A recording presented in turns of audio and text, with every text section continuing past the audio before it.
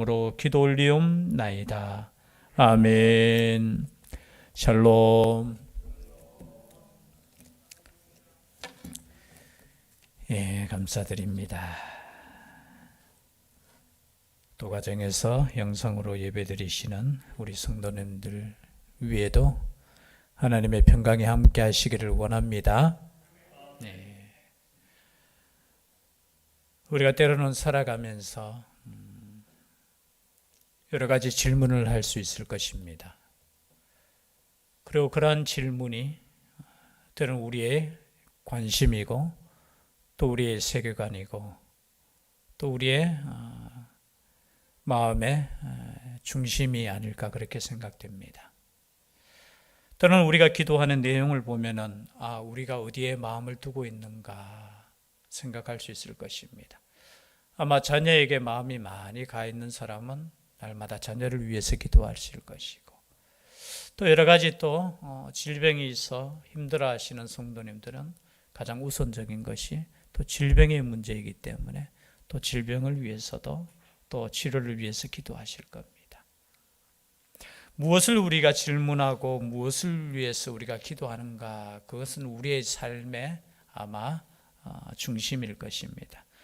오늘 다윗의 시죠. 시편 15편. 다윗은 우리 하나님 여호와께 이렇게 질문합니다. 주의 장막에 머무를 자 누구오며 주의 성산에 사는 자 누구오니까. 지금 다윗이 누구에게 질문하는 거라고요?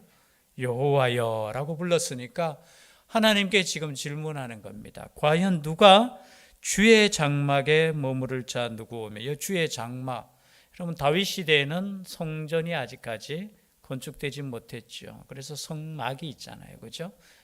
텐트, 주의 텐트에 머무를 자 누구오며 주의 성산에 사는 자 누구오니까. 성산, 하나님의 그죠 응답이 있는 거룩한 산, 하나님의 임재가 있는 그 산에 누가 살 수 있습니까?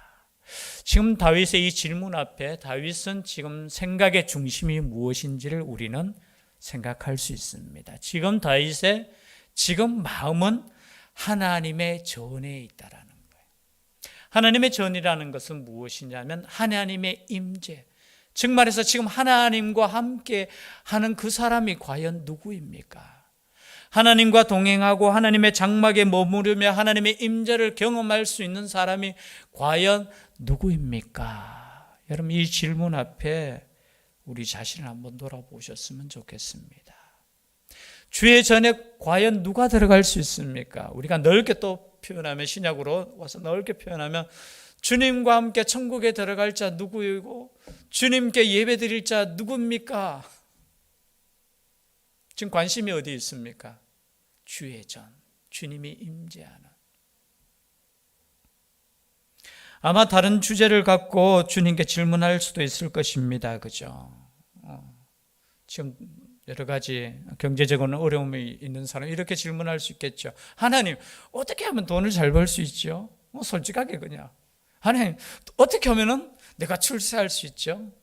우리 학생들 같은 경우에는 하나님, 어떻게 하면은 정말 지혜로울 수 있죠?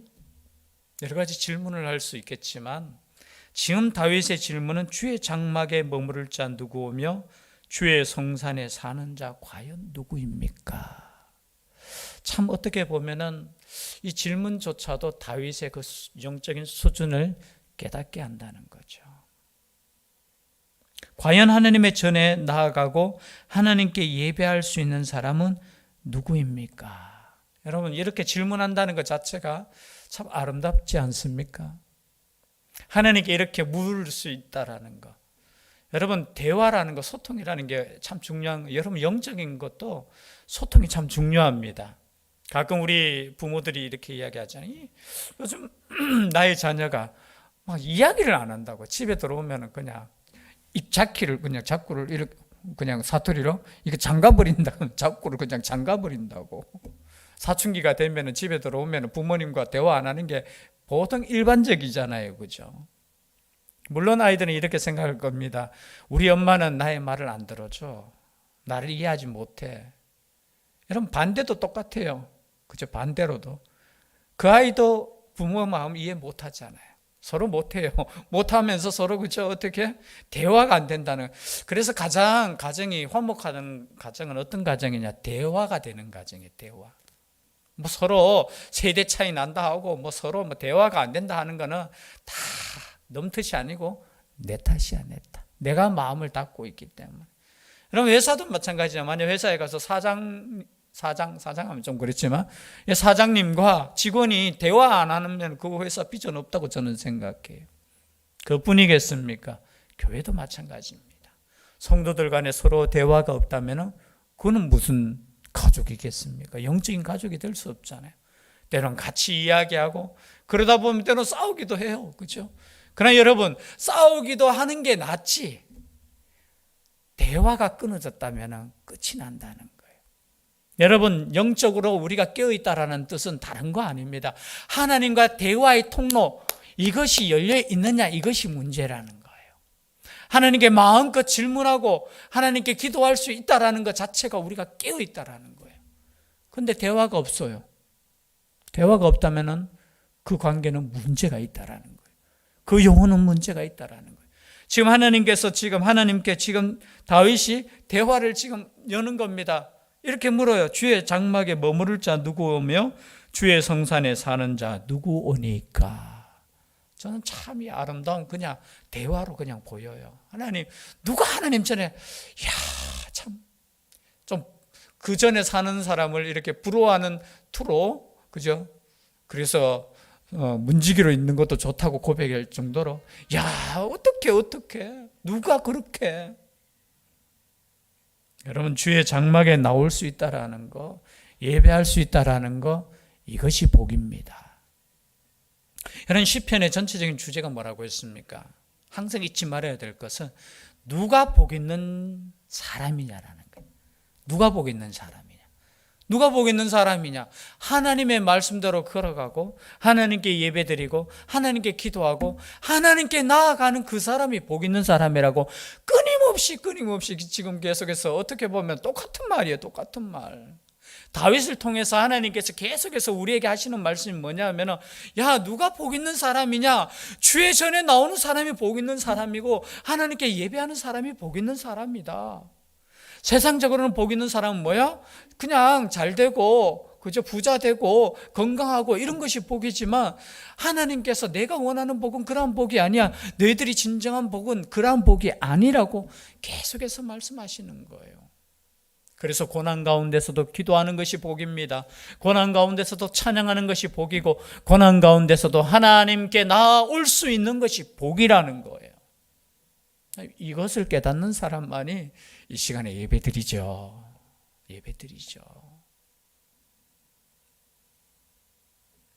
다른 것보다 이것이 복이고 진짜 복이라고 생각하는 사람은 정말 이것을 위해서 기도하고 그저 간절히 이 시간을 사모하겠죠. 물론 꼭 예배 시간만을 의미하는 건 아니겠죠. 하나님께 나아가는 그 마음. 그런데 우리의 마음이 다른 곳에 있으면 뭐예요? 어떻게 하면 이 시간보다 하나님께 나아가는 것보다 뭐예요?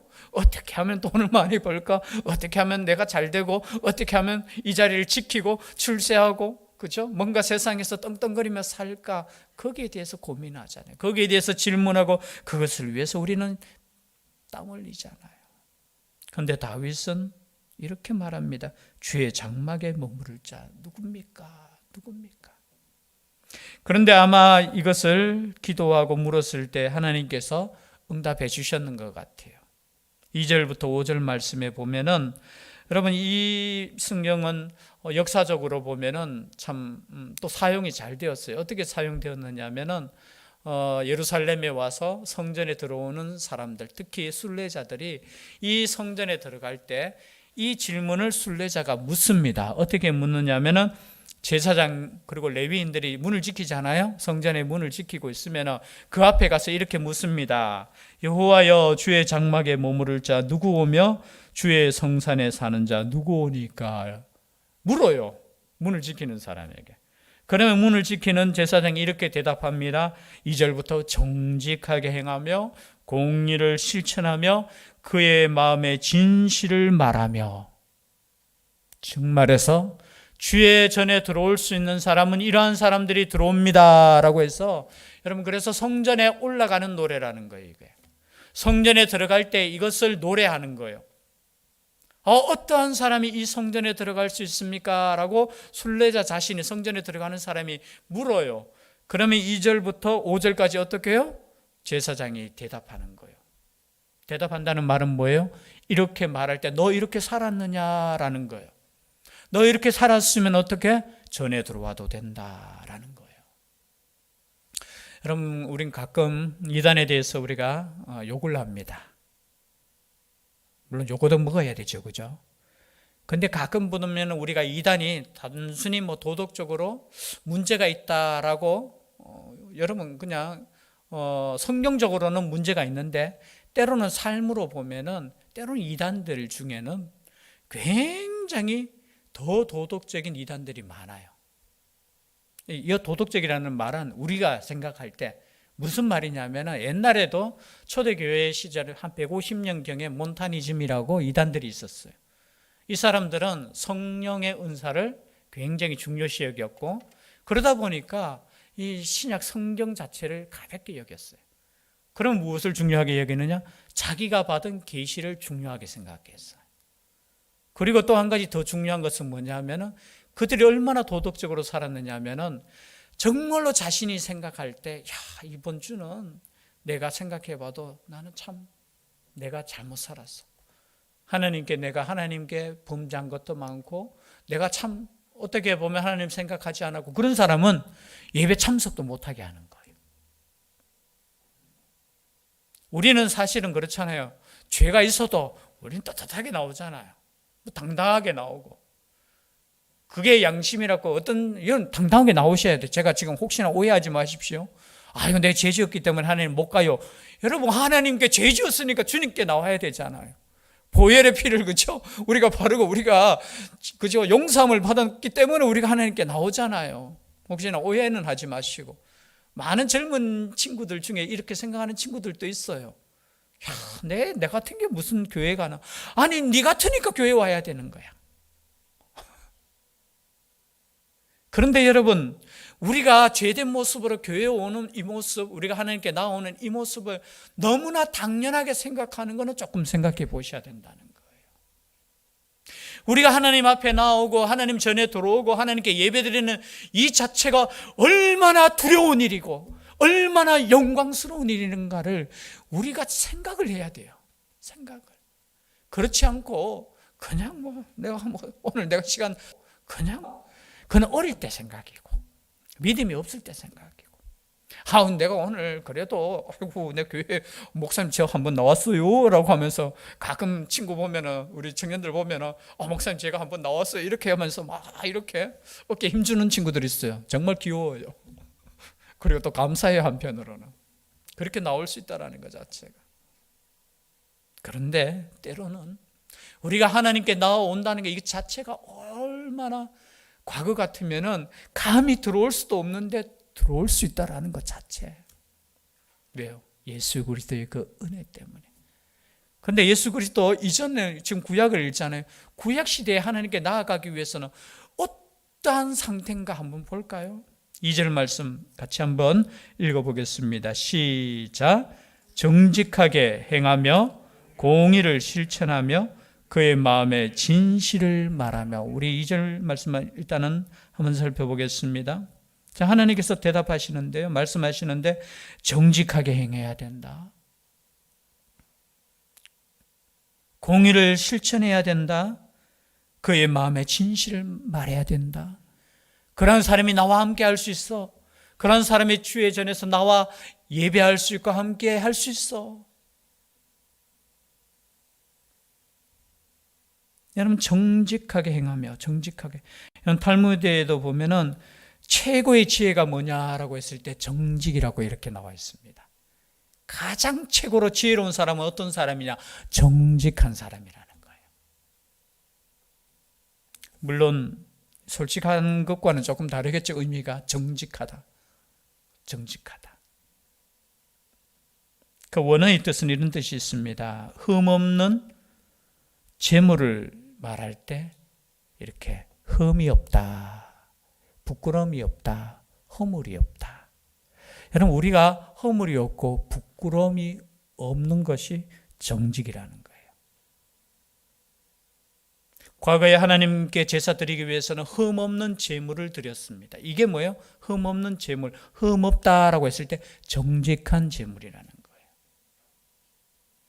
또한 우리가 요즘 새벽기도 시간에 열왕기하 역대하가 이제 다 끝나가는데요, 딱 나눠집니다. 왕들을 나누는데 다윗의 길을 걷는 사람을 향해서 정직하다 이렇게 이야기했어요. 그리고 반대로 여로보암의 길을 걷는 사람들을 악하다고 해요. 자, 그러면 다윗의 길은 어떤 길이고 여로보암의 길은 어떤 길이냐? 하나로 딱 말하자면 우상 숭배하느냐 하나님을 믿느냐, 이게 정직과 그죠? 악을 지금 나누는 기준이에요. 다윗의 길로 정직하게 행하였더라 계속 이야기하는 그 말 속에 무엇이 포함되어 있느냐 하면은 다른 게 아니더라고요. 네가 하나님을 믿었느냐, 하나님께 예배하느냐, 아니면 우상에게 예배하느냐, 그것을 가지고 정직을 나누더라는 거예요. 여러분, 정직하다, 성경에 말하는 정직하다라는 것은 하나님을 믿는 것을 정직하다라는 거예요. 왜 그러냐라고 말하면은 간단하잖아요. 여러분, 거짓된 것을 섬기는 삶이 정직한 삶이 아니잖아요. 여러분, 우상은 거짓이잖아요. 거짓된 것을 섬기는 사람들이 정직할 수는 없잖아요. 그래서 여러분, 가장 정직이라는 것은 내가 하나님을 믿고 있느냐 믿지 않느냐부터 출발한다는 거예요. 그래서 정직하는 삶, 다른 말로 표현하면 하나님을 온전히 섬기는 삶, 예배하는 사람이 나와 함께 할 수 있다는 거예요. 그 사람이 정직한 사람이에요. 또한 공의를 실천하며, 이 공의라는 말은 아시다시피 올바르다, 의롭다라는 거예요. 조금 풀어서 설명하면은 하나님의 기준에 부합된다, 합해진다. 하나님의 기준. 여러분, 공의 이런 단어를 요즘 많이 쓰잖아요. 정의라는 단어를 많이 쓰잖아요. 근데 다 자기 정의예요, 보니까. 뭐 다라고 이야기하면 너무 제가 좀 오버했는 것 같고요. 다 기준이 자기야. 그런데 우리는 기준이 명확해요. 하나님의 말씀이 기준이라는 거예요. 그 기준대로 우리는 사는 것을 공의라고 말하는 거예요. 뭐 조금 약간은 구체적으로 들어가면 성경에서는 가난한 자를 돌보고 고아를 돌보고 과부를 돌보고 나그네를 돌보는 것을 공의라고 또 이렇게 표현하는 부분도 있어요. 그런 사람이 어떻게 해요? 하나님과 함께 할 수 있다라는 거예요. 공의를 행하는 사람. 근데 가끔 그렇죠. 요즘 전부 다 자기가 공의롭다 하니까 참 마음이 그렇습니다. 그죠? 기준이 정확해야 돼요. 기준이. 자기가 기준이 되면 안 됩니다. 하나님의 말씀대로 우리가 사는 것, 그 사람이 공의를 행한다라는 거예요. 공의를 실천하며. 여러분, 행함에 실천하며, 이 단어를 보시죠. 말하는 거 아니에요. 정직을 말하고 공의를 말하는 것이 아니에요. 행해야 돼요. 우리는 말만 하잖아요, 때로는. 공의롭다. 나는 공의롭다. 말만 하지만 진짜 행하는 것이 중요해요. 얼마나 수많은 사람들이 정의를 외칩니까? 공의를 외칩니까? 진리를 외칩니까? 그러나 자기는 그렇게 살지 못해. 공의롭지 못한 거예요. 또한 그의 마음의 진실을 말하며, 그의 마음의 진실을 말하며. 마음의 진실을 말한다, 이 표현이 조금은 이해가 조금 덜 될 수 있어요. 뭐냐면 내 마음에 거짓이 없어야 된다는 거예요.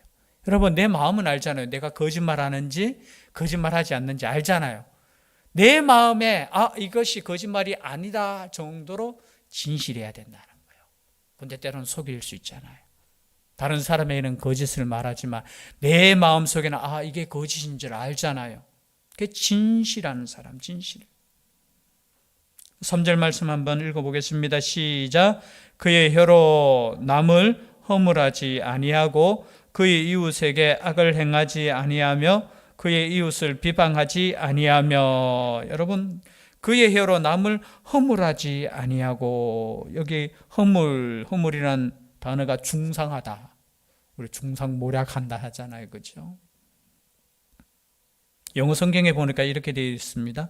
혀를 놀려서 남의 허물을 들추지 않는 사람. 남에게 허물이 있잖아요. 그것을 자꾸 들추는 사람. 근데 그것을 하지 않는 사람이에요. 그의 혀로 남의 허물을 말하지 않는 사람. 여러분, 허물이 보일 수 있습니까? 없습니까? 보일 수 있어요. 근데 그 허물을 자꾸 들춰서 이야기하는 거 성경적이지 않아요. 왜 제가 거짓말합니까? 이렇게 말할 수는 있겠지만, 허물을 들추는 것은 여러분 오늘 표현하면 행하지, 그런 말 하면 안 돼요. 허물이 보이더라도 덮어요.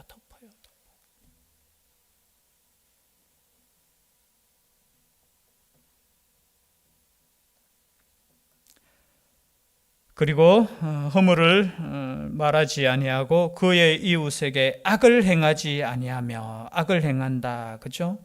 해롭게 한다는 거죠. 해롭게 하는, 당연한 것이겠죠. 그리고 그의 이웃을 비방하지 아니하며, 비방하다. 영어 성경에는 보니까 모욕하다라는 단어를 써요. 모욕. 여러분, 모욕 단어. 그 법적으로 보면 모욕죄가 있습니까? 없습니까? 모욕죄 있어요. 여러분, 모욕. 그리고 명예훼손죄로 좀 비슷하지만 법적으로는 좀 다르겠죠. 명예훼손죄도 있어요. 모욕죄는 그냥 막 여러 사람 앞에서 어떤 사람 그냥 침뱉어도 그거 모욕죄입니다. 혹시나. 그거 모르겠어요. 벌금형과 또 크면은 이게 아마 1년 이하의 징역까지도 갈 수 있을 거예요. 징역이나 뭐 금고까지. 금고는 이제 노역을 안 시키고 이제 가둬놓는 걸 금고라고 하잖아요. 그렇죠? 이거 세상적으로도 이게 법으로 이 모욕죄는 이렇게 금지시켜놔요. 그리고 요즘 뭐 죄송한데 그 뭐 연예인들 가운데 뭐 명예훼손죄로 막 그죠? 서로 고소하고 이런 부분이 있잖아요. 명예훼손 이거는 모욕죄보다 더 큰 거예요. 뭐냐, 어떠한 사실을 적시해서 그것에 대해서 뭐 사실이나 만약에 그 내용이 사실일지라도 명예가 훼손되었다면 여러분 처벌받아요. 혹시나 그거 조심하셔야 돼요. 예를 들어서 내가 하는 말이 저 사람 막 이렇게 비방하고 막 하잖아요. 하는데 그 말이 예를 들어서 사실일지라도 여러 사람 앞에서 이 공연 단어 아마 법적인 단어에는 아마 공연이라는 단어를 쓸 거예요. 여러 사람 앞에서 저 사람에 대해서 막 허물에 대해서 이야기하면은 그거 명예훼손으로 여러분 잘못하면 큰일 나요. 그게 사실이는 아닌데 만약에 사실 아닌데 거짓말로 막 한다면 더 커요. 5년 이하의 징역인가? 지금 제 기억이 잘 안 나는데 굉장히 큰 죄예요. 여러분, 우리가 남 욕하고 남의 허물을 막 들추는 거 이거 뭐 별거 아닌 것 같죠? 그리고 예를 들어서 뺨 한 대 때는 이것도 모욕죄예요. 다 죄에 걸려. 세상에서도 금지하는 법이에요. 금지하는 법. 그런데 하나님께서 이런 사람들, 즉 말해서 입술로 남의 허물을 막 이야기하고 이웃에게 악을 행하고 그의 이웃을 모욕하고 비방하는 사람들은 나와 함께 할 수 없다라는 거예요. 더럽지 않습니까? 이런 말씀 읽으면 우리 가끔 막 그냥 뒤에서 이야기하고 때는 그렇게 하잖아요. 그죠? 뭐 그럴 수도 있지라고 생각합니다. 그리고 그의 이웃을 비방하지 아니하며, 이 말을 여러분 히브리어 성경을 헬라어로 번역했던 70인경 성경에는 이렇게 번역이 되어 있어요. 자기 이웃에 대해 비판하는 말을 듣지 않는 사람. 참 조금은 묘한 다름이 있어요. 잘 들어보십시오. 그의 이웃을 비방하지 않는 것과 자기 이웃에 대하여 비방하는 말을 듣지 않는다. 해석이 두 가지로 나올 수 있겠죠. 제가 이웃에 대해서 비방할 때, 그죠? 비방할 때, 모욕할 때, 비방할 때 제일 먼저 듣는 사람이 누구예요? 자기. 왜? 내가 말하는 걸 누가 제일 먼저 들어요? 내 귀가 먼저 듣잖아요. 그런 의미도 될 수 있고요. 또 하나는 자기 이웃에 대해 비판하는 그 자리에 있는 것도 함께하는 거예요. 조금 이해되십니까? 내가 욕을 안 했다 할지라도 그 욕하는 것을 내가 듣고 있어. 그러면 나도 그와 함께 욕하는 것과 똑같은 죄라는 거예요. 이제는 조금 더 깊다라는 생각이 들어요. 맞다. 난 말 안 했는데요. 난 가만히 있었는데요. 근데 그걸 듣고 있어. 고개 끄덕끄덕하면서. 예를 들어서 그런 말이 나오면 여러분 그리스도인이라면 당장 멈추시오라고 말해야 되잖아요. 그런 말하기 곤란하죠. 맞다 하면서 우리 같이 맞장구 치고 그렇지 하면서, 그리고 또 옆에 있는 친구한테 걔가 그런 말 했다 하면서 또 거기 가서 또 그게 또 즐거워, 재밌어. 여러분, 즐겁고 재밌는 거 아니에요. 심각한 범죄예요. 하나님의 전에 들어가지 못할 죄라니까요. 그 죄가.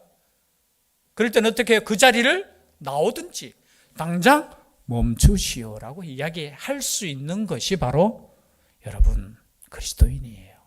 이게 쉽진 않잖아요.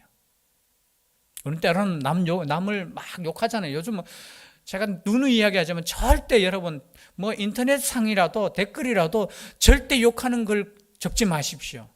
기록에 남습니다. 혹시나 내가 욕하고 싶거든 주님 앞에 하세요. 하나님 보십시오. 하나님 앞에 하시는 거는 제가 괜찮다고 봐요. 왜? 하나님 듣고 있으니까. 그럼 하나님께서 야, 입 다물러라 하면서 제가 들었던 말씀처럼 니나 잘해라 이런 소리 들을 수 있는데, 여러분 막 내가 정의롭고 해가지고 막 욕하기 시작하면 똑같은 판단으로 하나님께서 우리를 판단하시겠다고 이야기했습니다. 그래서 우리는 무슨 말을 하느냐 정말 중요한 거예요. 그래서 여러분 주님 전에 오실 때 정말 나 자신을 돌아보면서 이런 말 한마디 한마디를 조심스럽게 하면서 주님 앞에 나온다는 거예요. 그리고 4절 말씀 같이 함께 읽겠습니다. 시작. 그의 눈은 망령된 자를 멸시하며 여호와를 두려워하는 자들을 존대하며 그의 마음에 소원한 것은 해로울지라도 변하지 아니하며. 시간이 없기 때문에 빨리 하겠습니다. 그의 눈은 망령된 자를 멸시한다. 어떻게 사람을 멸시할 수 있습니까? 라고 말할 수 있어요. 그러나 여러분 때로는 우리는 반대일 경우 있어요. 무슨 말이냐면은 여호와를 두려워하는 자들을 존대해야 되잖아요. 당연한 거잖아요. 그런데 여호와를 존대하지 않고 여호와를 두려워하지 않고 망령되게 말하는 사람을 때로는 칭찬하고 함께할 때 있다라는 거예요. 여러분 우리는 가끔 이렇게 이야기해요. 그럴 수도 있지요 라고 말할 수 있는데, 여러분 그렇다면은 다른 부분에서 똑같이 우리가 생각해야 돼요. 그렇다면 우리가 여호와를 두려워하는 자들을 존대하는 거예요. 그런데 가끔가다 우리가 보면은 반대일 경우가 너무 많아요. 이런 거와 같은 거야. 자기를 위해서 매일 밥 해주고 자기를 위해서 매일 사랑하고 그런 부모한테는 생일날 하나도 안 해주면서 옛날에 그런데 자기한테는 아무것도 안 해주는 누구 좋다고 그죠? 그거는 선물 막 포장해가 보내고 그죠? 우리 애가 생각 자체가 때로는 이럴 때 있어요. 하나님 앞에서도 마찬가지라는 거예요. 우리가 하나님을 두려워하고 하나님을 존경하는 사람을 마땅히 존경해야 됨에도 불구하고 허물 하나 있으면 그거 막 까내려고 하고, 그런데 반대로 세상에 대해서는 얼마나 관대한지 반대로 되셔야 돼요. 반대로. 물론 여기서 또 이렇게 멸시하라고 한다고 해서 저것들 이런 뜻은 아닌 줄 여러분 아실 줄 압니다. 거꾸로 되지 말라는 거예요. 거꾸로 되지. 이 말은 뭐냐면은 하나님을 두려워하는 자를 존대한다는 건 나도 하나님을 두려워한다는 거예요. 그리고 하나님을 망령되이 일컫는 사람을 싫어하는 거는 나도 하나님을 망령되이 일컫는 걸 싫어한다는 거예요. 여러분 어느 자식이 내 부모 욕하는데 화 안 나는 사람 누가 있겠습니까? 화 안 나면 그거는 문제가 있는 거죠. 그렇지 않습니까? 근데 우리는 요즘 보면은 더 관대해요. 근데 반대로 보면은 어떻게 자기 가족들한테는 굉장히 작은 것 하나 들이대면서 공격합니까? 여러분 생각 자체가 다 옳다고 생각하지만 때로는 반대일 때가 있어요. 반대일 때가. 제가 좀 흥분했습니다. 죄송합니다. 자, 마지막 5절 말씀 함께 읽겠습니다. 시작. 이자를 받으려고 돈을 구워주지 아니하며 뇌물을 받고 무지한 자를 해하지 아니하는 자이니 이런 일을 행하는 자는 영원히 흔들리지 아니하리다. 이자를 받으려고 돈을 구워주지 아니하며, 그러면 은행에 다니는 사람들은 다 이게 나쁜 사람이기에 또 그렇게 몰아가서는 안 되고, 돈을 목적으로, 여러분 지금 5절에서 말하는 것은 뭐예요? 돈을 목적으로 하는 거예요. 돈을 가지고 이 돈을 목적으로 돈을 어떻게 우리가 사용하고 어떻게 대하느냐에 대한 거예요. 돈을 중심으로 하다 보면은 여러분 돈을 빌리러 온 사람이 얼마나 힘든 사람입니까? 그 사람을 이용해 가지고 내가 부자 되겠다? 아니에요. 도와주라는 거죠. 그냥 빌려주라는 거죠. 그리고 뇌물을 받고 무지한 자를 해야 한다? 뇌물이 뭐예요? 돈이잖아요. 돈에 의해서 무죄한 자를 해야, 반대도 될 수 있어요. 돈을 받고 유죄가 있는 사람을 무죄하는 것도 똑같아요. 그렇죠? 이런 일을 행하는 자는 영원히 흔들리지 아니하라. 제가 급해서 좀 하진 않은데 4절 마지막에 그의 마음에 서원한 것은 해로울지라도 변하지 아니하는 사람, 손해가 되더라도 약속을 지키는 사람, 이런 사람들이 그리스도인이에요. 그러면 여러분 우리가 읽으면서 얼마나 답답합니까? 난 그렇게 살지 못하는데 그러면 주님 전에 못 오겠네? 아이고 영상으로 예배 드려야 되겠다. 주님 전에는 감히 가까이 못 하겠다. 이렇게 생각하면 안 되고요. 어떻게 생각해야 되냐면 내가 주님 전에 나오기 위해서, 내가 온전한 예배를 드리기 위해서 내가 이렇게 살아봐야지. 내가 영원히 주님과 함께 살기 위해서 내가 이렇게 한번 말씀대로 살아봐야지. 그런 결단이 있어야 돼요. 그런 결단을 가지고 있는 사람, 그렇게 사는 사람은 영원히 흔들리지 않는 사람. 우리의 삶이 얼마나 많이 흔들립니까? 돈 때문에 흔들리고 내 삶에 그죠? 여러 가지 흔들리는 여러 가지 조건들이 있는데 이러한 삶을 사는 사람은 결코 흔들리지 않는다는 거예요. 얼마나 우리는 많이 지금 흔들리고 있습니까? 주님 전에 나오는 것이 얼마나 흔들리고 있고 주님과 함께하는 것이 얼마나 흔들리고 있습니까? 그럼 집에 가셔서 이 말씀을 하나 우리가 생각하면서 주님께 나오는 것 자체보다 나의 이웃과의 관계 속에서 내가 어떻게 살아야 될 것인가를 다시 한번 생각하고 정말 하나님께서 원하시는 주님과 동행하는 삶, 주의 전에 머무르는 그런 삶, 그런 삶을 위해서 살아갈 수 있는, 기도할 수 있는 우리가 될 수 있기를 주의 이름으로 축복합니다. 기도드리겠습니다. 사랑의 하나님, 누가 주의 장막에 머무르고 누가 주의 성산에 살겠습니까? 말씀을 읽을 때 우리는 이렇게 완벽하게 살지 못함을 고백합니다. 그래서 여전히 주님의 그 긍휼하심과 용서하심과 은혜를 우리가 의지해서 우리 하나님께 나아갑니다. 하나님, 우리의 삶을 지켜주셔서 하나님이 기뻐하시는 예배자의 삶을 살게 하여 주시옵소서. 힘을 다하여 주실 줄 믿사옵고 예수님 이름으로 기도드립니다. 아멘. 찬송가 400장